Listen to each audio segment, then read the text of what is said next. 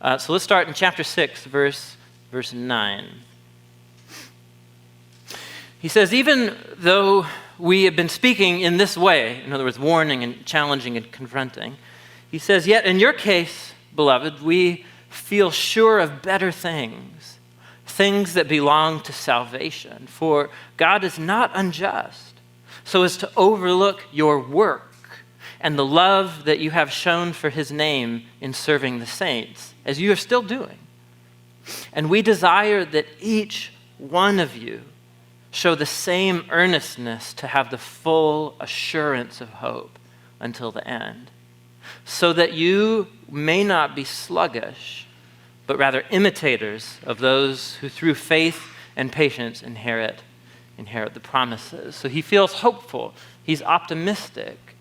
And he draws attention to their actions, right? These actions that have been going on in the past, but also in the present. And he's really encouraging, right? He's saying, if I look at what's happening in your lives, some of them are drifting. But he says, some of you are showing real faith and diligence and work and love in serving God's people. What's he talking about here? Because not everyone's doing this, because he says, we desire that every one of you begin to act in this way, but not everyone is. But so, what's he talking about? What are these actions, this love and this faith that some of the people in the church have been showing? And he actually talks about this later in the letter. And it's actually going to be important for us to know what he's talking about as he kind of unlocks and we walk through the rest of the passage here. He mentions again later in the letter the kind of works and love that have characterized the people in the church community. He talks about it in chapter 10. I'll just throw it up here on the screen. We'll read it. He says, recall those earlier days when after you had been enlightened, you endured a hard struggle with sufferings, sometimes being publicly exposed to abuse and persecution, and sometimes you were partners with those who were so treated. For you had compassion on those who were imprisoned for their faith in Jesus. And you cheerfully accepted the plundering of your possessions, knowing that you yourselves possessed something better and more lasting. So do not, therefore, abandon your confidence. It brings great reward. For you need endurance so that when you have done the will of God, you can inherit what was promised. You see, it's very similar to what he's saying right here. These past acts, and what is this love and service towards the saints? This was a time of persecution and hardship that the church went through. People were imprisoned for their faith. And so they went and served those who were in prison. People, they identified with Christ followers of Jesus who were being persecuted and so on. He said, this is evidence that there are things of salvation going on in you. Keep pursuing those things.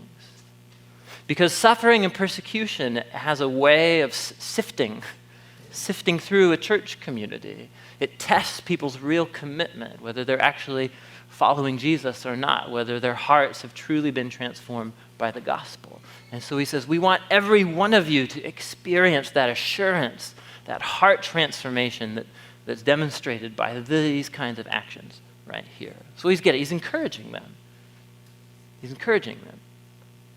And suffering, that's the theme here. Suffering has a way of testing our endurance. And so it raises the big question here of what is it that's going to maintain someone's commitment, the long term, over like the long haul of the whole of someone's life, through testing, through storm, through difficult choices. What's going to sustain a commitment to following Jesus when it's difficult and when it's hard? And so he says right here in chapter 6, verse 12, he says, you won't make it. You will not make it unless you cultivate the virtues of what? Faith and patience, he says. Faith and patience, trust and patience. This is the only thing that will get you through. The long haul, trust and patience. And this is pretty intuitive. I mean, if you just think about it.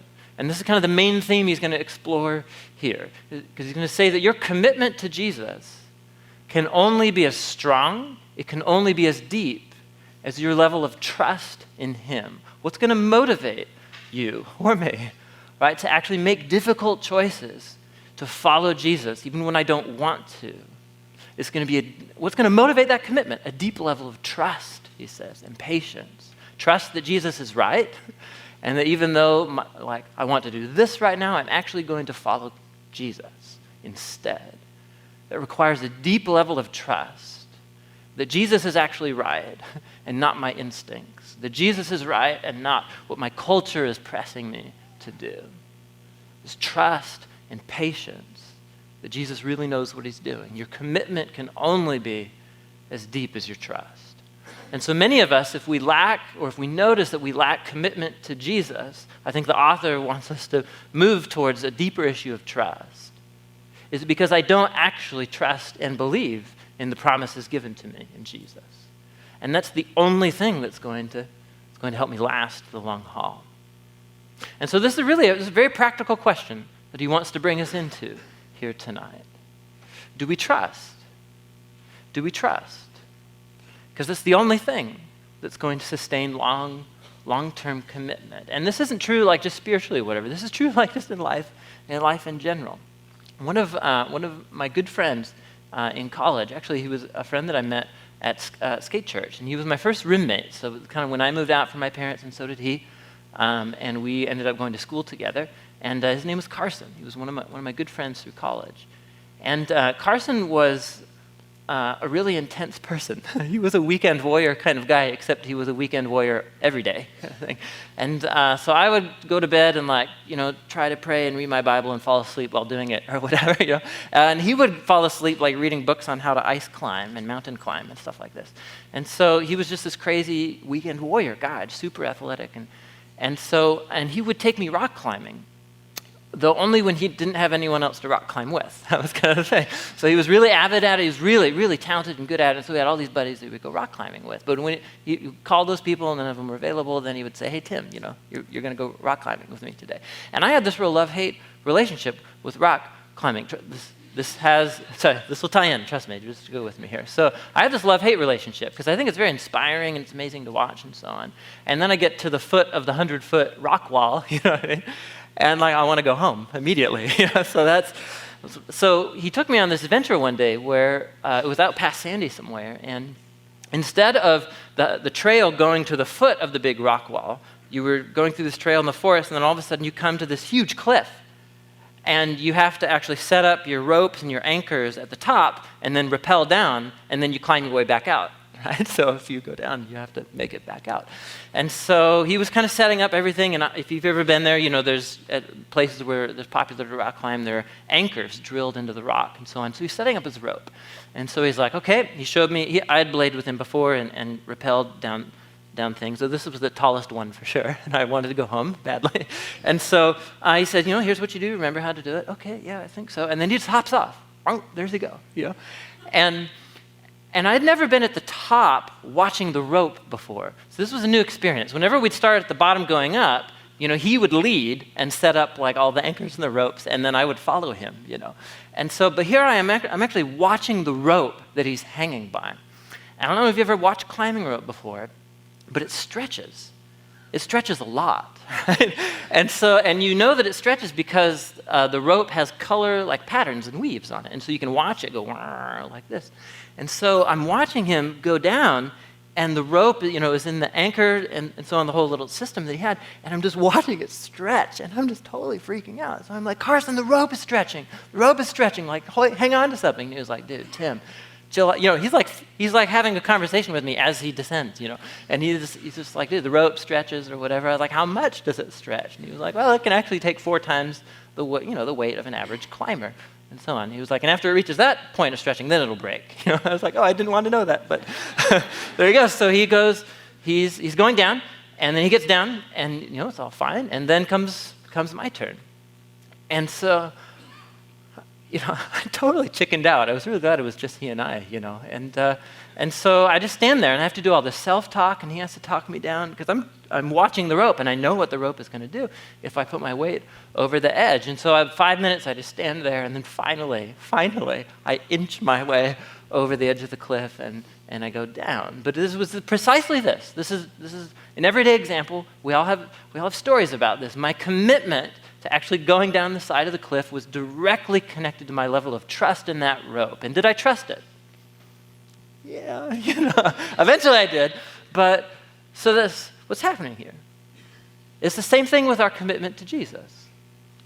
Your commitment to Jesus will be flimsy until you reach a place of trust where your trust can override your instincts in any given decision, in any given situation. And suffering and hardship have a way of bringing that out.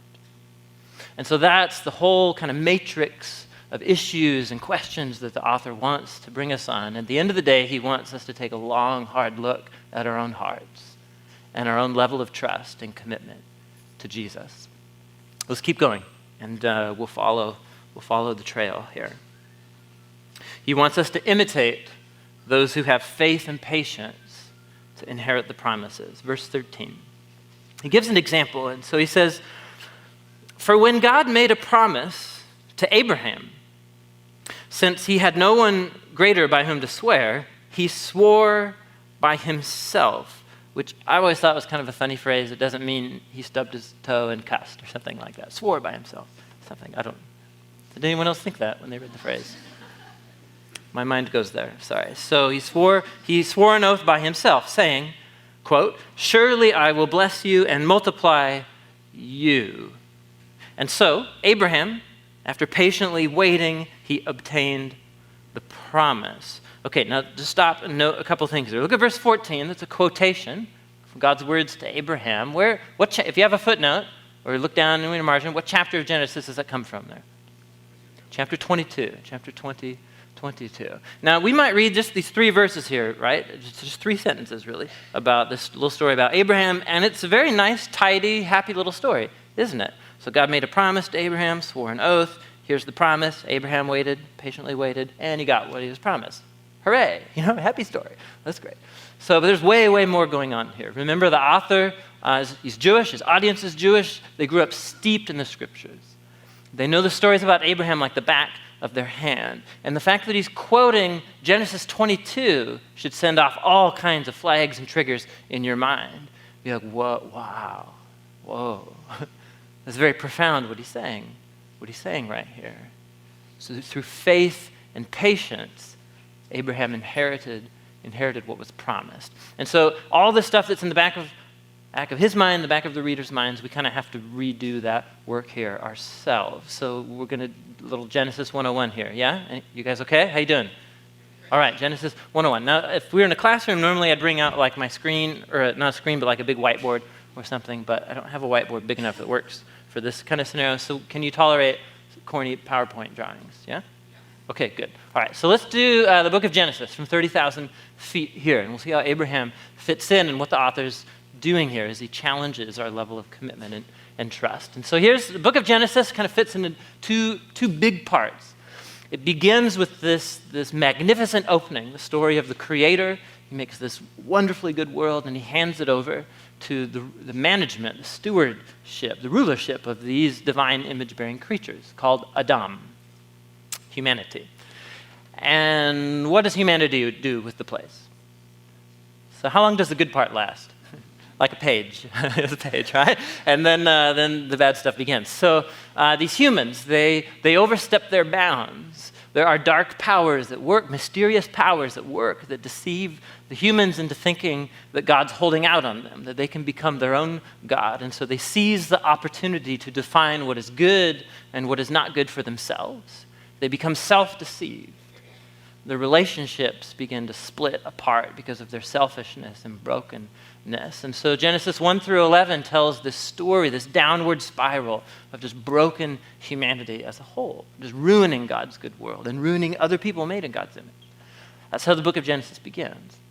In chapter 12, the story takes a very important turn because in chapter 12 begins this new counter move. The humans make their move and fall into the pit of brokenness and selfishness and sin. And so God makes his counter move to broken humanity.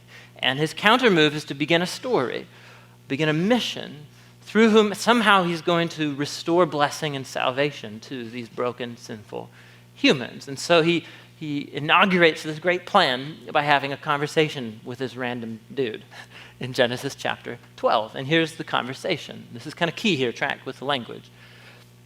Now the Lord said to Abram, go from your country and from your kindred and from your father's house and go to this land that I will show you. I will make of you a great nation. I will bless you. I will make your name great so that you will be a blessing. I will bless those who bless you, and the one who curses you, I will curse. In you, all the families of the earth will be blessed. Now, just by word repetition alone, what's the main idea here? What does God want to do? Bless. He wants to bless. Now, that just itself is a really powerful moment in the story of the book of Genesis. Humanity has made itself God's enemy. And how does God treat his enemies in the book of Genesis? He sets in motion a plan to bless them. That's what he does. It's very powerful. It's called grace. It's called grace if you're looking for the word to describe it. It's grace. It's exactly what people don't deserve. And so this guy, Abram, his name will get changed to Abraham.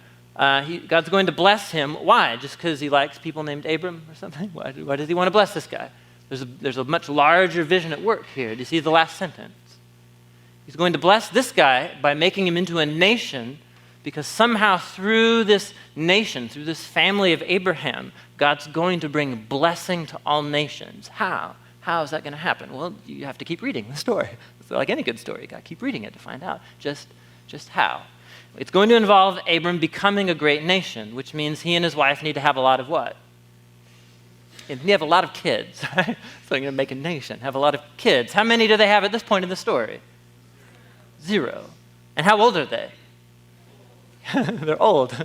They're like in their 70s, yeah. And they've never been able to have kids. So right off the bat, like we're thinking, this is a good plan, God? Like what on earth? So remember, it's faith and patience. The author of Hebrews says, trust and patience. And so you read through the stories, the promises made in chapter 12, the fulfillment, the first son of the promise born to Abram, whose name is then Abraham, isn't until chapter 21. And that's right before chapter, math scholars? Yep, it's right before 22. Okay, right. So there you go, so 22. How long is the time gap between these two? The promise and its fulfillment in the birth of Isaac in chapter 21. We're given clues if you read the story carefully. 25 years. It's 25 years between the promise and Isaac's birth. That's a very long time. Anybody, right? That's a long time. 25 years. Abram had to cultivate the virtues of faith and trust in patience. And he actually wasn't very successful. There was actually a huge wrong turn taken right in the middle of those 25 years. It's in Genesis 16. And so Abraham and Sarah, they're totally tired, and they think God's fallen asleep at the wheel, or that God is not going to follow through on his promises, and so they force God's hand. They have a servant girl who works in the household, and Abraham's wife gets the good idea, why don't you go sleep with her? And let's make God give us a kid, right? And how does that turn out for them? You can go read the story. It turns out horribly for them. It splits the family apart, splits their marriage apart, because he lacked trust and he lacked patience. And it spelled his ruin. And so this story of Abraham's faith and patience finally comes to its fruition. 25 years later, Genesis 21, Abraham's given this promised son, Isaac.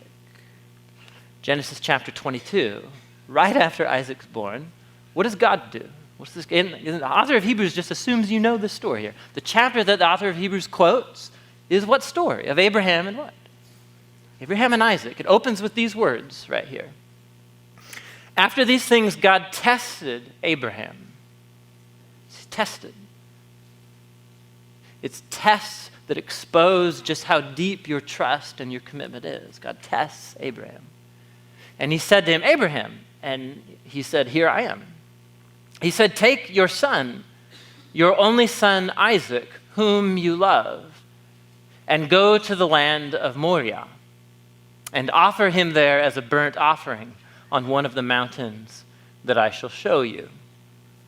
Now, how many of you are uncomfortable at this point? You're like, wait a minute, no, can God say something like that? Right? Sacrifice your son. So everywhere else in the Bible, God is not just opposed to the practice of child sacrifice. He says he hates it. It was practiced widely among the Canaanites that Israel went into their land to inherit, and so on. It was precisely why justice was brought on the Canaanite nations, because they widely did this practice right here. Does God really mean this? But look at that first sentence here. What's happening here? Abraham is enduring what? This is a test. This is a test. Now here, it adds a whole other thing, because God is the one directly behind the test. And you're like, does God do this to people? And Genesis 22 says, yes. There are times when God will test. He will bring tests that will expose how deep our commitment is. And you just have to sit with that. You just have to sit with that. There are times of suffering and of hardship. It does not mean God is behind every story of hardship, but it does mean that everything that comes across our paths does not surprise God. It can be turned into some element of the story of how he's shaping us to become more like Jesus. Abraham's faith is being tested here. And so Abraham, he responds admirably. He's shown a lack of faith and patience before, right? The whole Genesis 16 incident. And here he responds with obedience and deep trust. And you can go read the story. We'll come back to it in Hebrews chapter 11. He references this story again. And he goes and he knows. He says to his son, somehow God is going to provide a way out of this. But he walks forward. Talk about commitment, right? Commitment. Deep levels of trust. Abraham trusts that God can reverse death if necessary to fulfill his promises. And so by the end of the story, Abraham goes, and at the last minute, God releases him from the test. Isaac is spared, or whatever. And this is the promise that God then makes to Abraham because he showed this deep level of trust and commitment. And this is part of the words that the author of Hebrews quotes right here. It's this section, verses 15 and 16 of Genesis chapter 22. God says, by myself, I have done what? He says, what do? I swear, I have sworn by myself, he says, declares the Lord. Because you have done this and not withheld your son, your only son, I will surely bless you. And I will surely multiply your offspring as the stars of heaven and as the sand that's on the seashore. Your offspring will possess the gates of their enemies, and in your offspring all the nations of the earth will find blessing because you have obeyed my voice. Now, pay attention here. The promise in Genesis 12 was a promise. All family, I'll make you into a nation, I'll bless you. All nations will be blessed somehow through the family that comes from you. But these words are not just a promise. What are they? Exactly, that's exactly what they are. So that's baby talk for oath. He swore an oath, right? So this is an oath. God's swearing an oath right here. And this is very important for the author of Hebrews. He's going to lock onto this right here. Now, in the part that he quotes up in verse 14, he doesn't mention the oath. Again, he just assumes you know the whole story. He assumes you know the words right here. And then he dives back in. So let's start from the top again, verse 13. We had to do all that because we don't have the story in the back of our heads. So now we do. And now we can read this passage with a little more coherence. Verse 13. When God made a promise to Abraham, there was no one greater by whom to swear. So he swore by himself, saying, surely I will bless you and multiply you. And so Abram, having patiently waited through what? Waited through 25 years. Waited through deep storms and testing. He received what was promised. He received his son, the sign of the promise. Verse 16, he says, now people swear by something greater than themselves. And in all of their disputes, an oath is final for confirmation. So when God desired to show more convincingly to the heirs of the promise the unchangeable character of his purpose, he guaranteed it with an oath. And it's a little complex. So this is kind of cool what he's saying here. So let's say we don't really swear oaths a whole bunch kind of like this way. But let's say I say I want to take you out for a cup of coffee, whatever. And you're kind of like, really? Do you really want to? And I'm like, You bet I do. I make an oath or whatever. This is silly, but you get the point, whatever. So, and whatever oaths, we don't really use these anymore. I swear by all that is sweet on God's good earth, I will buy a cup of coffee or something like that. That's like an oath, right? And so you swear by something that's greater and more grand or more important than you. And if I said that, you wouldn't want me to take you for a cup of coffee anymore. You'd think I was weird, but that's another matter altogether. So the question is, what is greater than God that God can swear by? Nothing. So God swears by himself. Yeah, did you see that? God says, I swear by myself. Why did God do? He didn't have to do that. I mean, God's word is God's word. He could have just promised. Why did God swear an oath? And he says, to show the heirs of the promise the unchangeable character of his purpose. Verse 18, so that by two unchangeable things in which it is impossible for God to lie, we who have fled for refuge might have strong encouragement to hold fast to the hope set before us. Two unchangeable things. And I think what he's talking about here, let's get the Genesis 22 back up on the screen here. I think he's talking about the promise of Genesis 12 and the oath of Genesis 22. But watch what he does here. This is very subtle, and this is very powerful, and this is where he sneaks back around, and you thought he was talking about ancient history and Abraham, and then you realize he's talking about you. It's because he says it's because of the oath and the promise made to Abraham that who now has a refuge and strong encouragement to hold fast to God's promises. Who? Abraham? Who does he say? Who? Look in verse 18. He says, we. We. Because of God's promises to Abraham, we, you and me, have strong encouragement to hold on and to deepen our trust, which will by nature deepen our commitment. Because when you deepen your commitment, you by nature deepen your trust. It speaks of a deepened trust. We. Now, what on earth do God's promises to Abraham have to do with me? Okay, look back up here. Who is going to be blessed because of what God is going to do through Abraham's family? What does it say right there? The nations. Who are the nations? People who 2,000 years later on the other side of the planet will still be telling this story. That's who, right? It's us. It's us. And the author of Hebrews sees this promise to Abraham pointing forward, like everything, all of these stories and figures in the Old Testament. We've seen this time after time, week after week. All of it he sees as signposts pointing forward to Jesus of Nazareth, who comes as Israel's Messiah of the family of Abraham. And he comes to address this huge problem that the book of Genesis raised. All of humanity lost in our own selfishness and our own brokenness, in the brokenness of our hearts that causes us to act in ways that betray trust. And he says Jesus is the one to whom all of these promises, the plan that God set in motion to bless all nations, finds fulfillment in Israel's Messiah, in this Jesus who comes to be the kind of human that no human could ever be.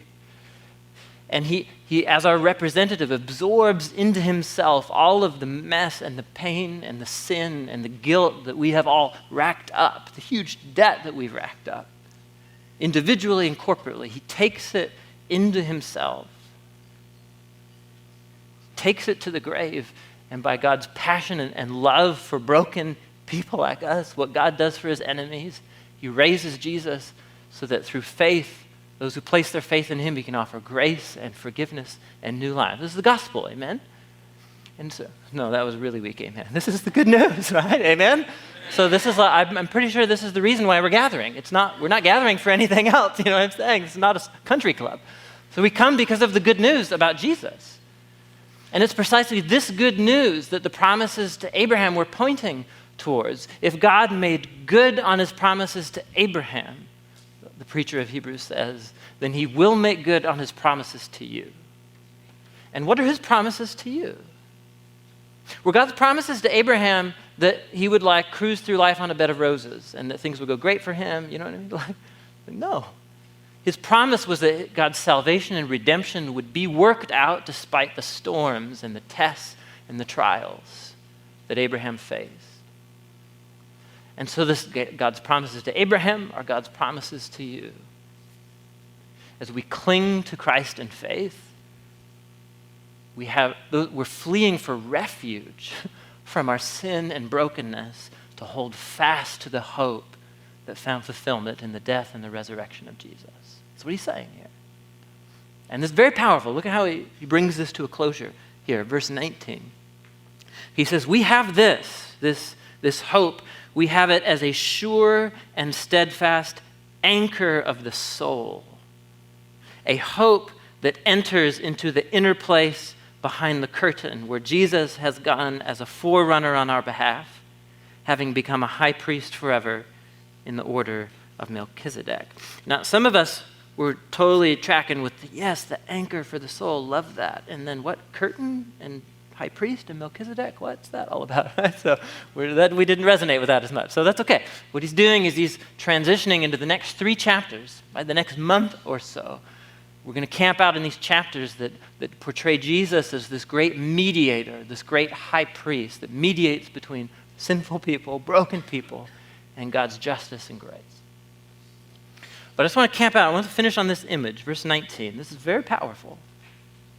Because remember, he says your commitment to Jesus can only be as deep as your level of faith and trust. You won't last if you don't learn to cultivate the virtues of trust and patience as God's promises work themselves out in your life. And he says these promises that are made sure because of God's promise to Abraham. He uses this great metaphor, verse 19. It's a sure and steadfast what? It's an anchor. It's an anchor. The Greek word for anchor is anchor. So it's literally, it's a Greek word spelled with English letters, anchor. It's anchor. I don't know what picture you come into your minds when you think of anchors. In ancient times, it was literally a pile of rocks that they would bind together with rope and then like dump off the side of the boat and then like work to pull it up. Big pile of rocks. But this is a very powerful metaphor here. Because here's the reality, is that, so we're hearing about God's promises. Here's the main idea, trust in God's promises. Who's learning anything right now? You know what I mean? Like that's Sunday school. This is like, trust in God's promises or whatever.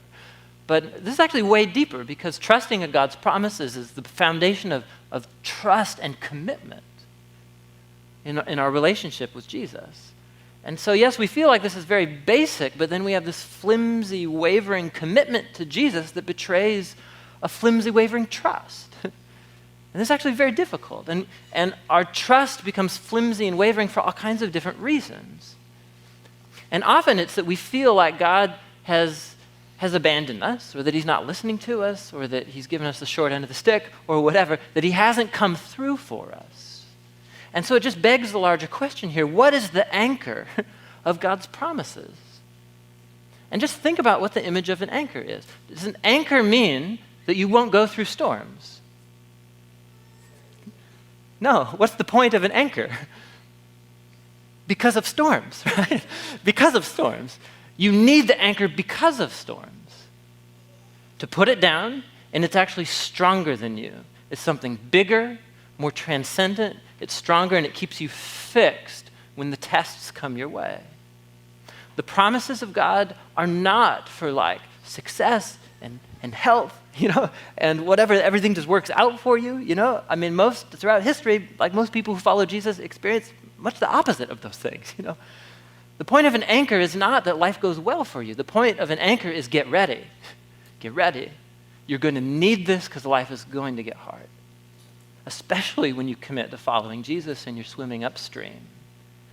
And so the sign of tests, like God with Abraham, is not a sign of God abandoning Abraham. It's precisely a sign of God's commitment to working out his promise and his redemption in Abraham's life. And it's the same with us. Storms come, and they will test your commitment. How deep is your trust? And the brilliance of what he's saying here is your trust actually has to be in something way beyond yourself and your own commitment. It has to be anchored in God's commitment to you. And that's really what this comes down to. We have this hope and this trust of God's commitment to bless his enemies throughout history, to fulfill his promises through the death and the resurrection of Jesus. It's way bigger than any one of us. And it is the only thing, he says, the only thing that's going to keep us grounded in commitment to Jesus when the storms of life come. So this is a big room, you guys, and there are so many stories I know that we bring in. Right? Many of us are right in the thick of a test and a storm right now.